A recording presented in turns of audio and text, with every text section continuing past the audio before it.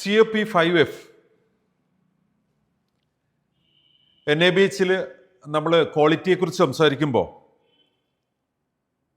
നമ്മുടെ ഈ ഡിസ്കഷൻ നടന്നുകൊണ്ടിരിക്കുമ്പോൾ നമ്മുടെ ഈ ഹാളിൻ്റെ തൊട്ടടുത്ത പാർക്കിംഗ് ഏരിയയിൽ വാഹനങ്ങൾ പാർക്ക് ചെയ്യുന്നതുമായിട്ട് ബന്ധപ്പെട്ട് വളരെയധികം തൊട്ടടുത്ത റോഡിൽ നമുക്ക് ഡിസ്റ്റർബൻസ് ഉണ്ടെങ്കിൽ അത് വളരെ കുറച്ചാണ് ഈ ഹാളിൽ ഇരിക്കുന്നവരെ ഡിസ്റ്റർബ് ചെയ്യുന്നത്.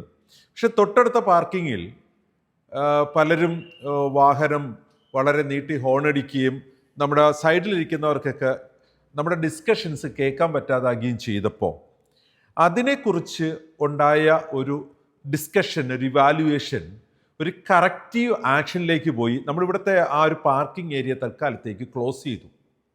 ഇനി ഈ മീറ്റിംഗ് കഴിയുന്നതുവരെ, ഈ ഒരു സ്റ്റഡി ക്ലാസ് കഴിയുന്നതുവരെ അവിടെ പാർക്കിംഗ് അനുവദിക്കണ്ട എന്ന് തീരുമാനിച്ചു.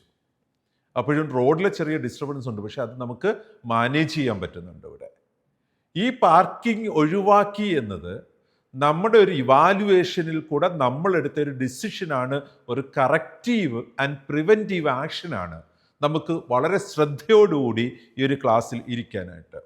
അതുപോലെ തന്നെ നമ്മുടെ മൾട്ടി ഡിസിപ്ലിനറി കമ്മിറ്റിയൊക്കെ ബിൽഡ് ചെയ്തതിന് ശേഷം നമ്മുടെ CPRനെ ഇവാലുവേറ്റ് ചെയ്ത് പോസ്റ്റ് ഈവൻറ്റ് അനലിറ്റിക്സ് കഴിഞ്ഞിട്ട് കിട്ടിയ ഇൻഫർമേഷൻസ് വെച്ചിട്ട് നമുക്ക് കറക്റ്റീവ് ആൻഡ് പ്രിവെൻറ്റീവ് ആക്ഷൻസ് എടുക്കാൻ പറ്റണം.